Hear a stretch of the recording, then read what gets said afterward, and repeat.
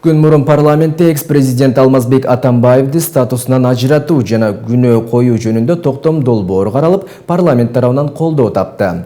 Жогорку кеңештин мындай кадамга баруусуна экс-президентке карата айтылып жаткан айыптоолор себеп болгон. Мурдагы ажоого бийликти узурпациялоо, ыйгарым укуктарынан аша чапкандык менен пайдалануу, коррупция, саясий куугунтукка алуу сындуу айыптоолор коюлду. Мындан улам парламент бул маселени бир нече баскычта карап, экс-президентти тергөөгө жол ачып берди. Кененирээк сюжетте. Экс-президентке карата 9 айыптоо айтылууда. Жогорку кеңеш ушул иштер боюнча экс-президенттен шектенүүгө негиз бар деп эсептейт. Атамбаев премьер-министр болуп турган учурда Россиянын 123 жаранына курал берген. Алардын ичинде уюшкан кылмыштуу топтун мүчөлөрү да болгон. Дастан ишканасынын кээ бир кызматкерлеринин жардамы менен Койташ айылындагы жер тилкесин мыйзамсыз ээлеп алган. Учурда ал жерде үйү курулган. Кремтөбөл Азиз Батукаевди мыйзамсыз бошотууну уюштурууга түздөн-түз кийлигишкен. Ошондой эле премьер-министр учурунда өкмөттүн токтому менен Аламүдүн районунун Байтик айылынан 35 гектар жерде айыл чарба категориясынан коттедж шаарчасын курууга калктуу пункт категориясына чыгарган.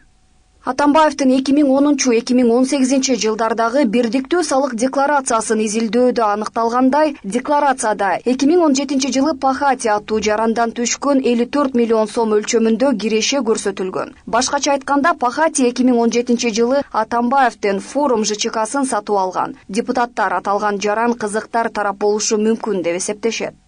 Ысык көл райондук администрациясынын жана Чоң Сарыой айыл өкмөтүнүн кызматкерлеринин мыйзамсыз иштеринин жыйынтыгында Чоң Сарыой айылында 4 гектар жер мамлекеттик керектөөгө тиешеси жок максатта Фрунзе Резорт ЖЧКсына берилген. Кийин ал жер экиге бөлүнүп, анын укугу Атамбаевге берилген.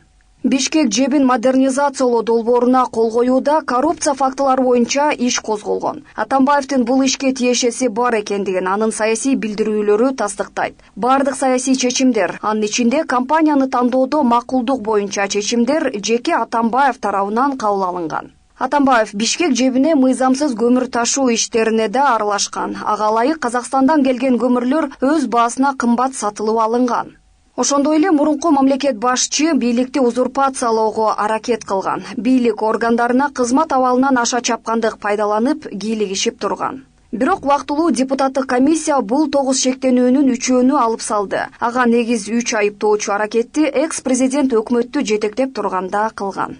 Дүйнөлүк практикада сот жоопкерчилигине тартылган мамлекет башчыларынын саны арбын. Алардын арасында Азия мамлекеттеринен тартып, Европа өлкөлөрүнө чейин бар. Эксперттер да экс-президентке карата айыптоо бул күтүлүп эле жаткан көрүнүш болчу дешет. 9 иштен дагы 3-ünü алып салып, 6 ишти калтырып атпайбы? Ал 6 тең жанагындай резонанстуу коомчулук жооп күтүп аткан убагында Атамбаевдин учурунда каралбай калган кылмыш иши ачылса дагы ошого тоскоолдуктар кылып, аны мындай ары жылууга мүмкүнчүлүк бербей жүргөн иштер. Азиз Батукаев, башкалары ТЭЦ боюнча таптаза эле кылмыш иши ачылган эмес.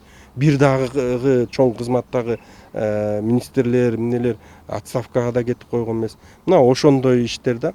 Анан ошого бул жерден эч кандай баягы өч алган жаткан экен, тиги бу деген мындай чындыкка туура келбей калат. Кечээ күнү парламент экс-президентти тергөөгө алууга жол ачып берди. Эми тергөө органдары иликтеп, күнөөсү бар же жок экендигин аныктап парламентке келет. Анан парламент маселени тиешелүү тартипте карап, экс-президенттин кол тийбестигин алуу же албоо чечимин кабыл алат. Мурдагы ажоонун мындай абалга кептелүүсүнө эч кимдин күнөөсү жок, айыпты өзүнөн издесин дегендер да бар. Мына калыс айтсак, 1,5 жылдан бери бул киши оозуна келген ноттоп конституциялык бийликти, жалпы эл шайлаган президентти, бийликтин башка бутактарын каралап, жамандап, оозуна келген ноттоп атат да. Эми Атамбаев жөнөкөй киши эмес. Канча жыл саясатта 6 жыл президент болду. Мына байкап сүйлөш керек да. Эми ал ооз калбаган сөздөрдү айткандан тышкары бул киши бийликтин алдына ультиматум коюп, эгер силер муну аткарбасаңар, мен элди көчөгө чыгарам деп атпайбы? Мына кайра биз басмачылыкка келгенбизби?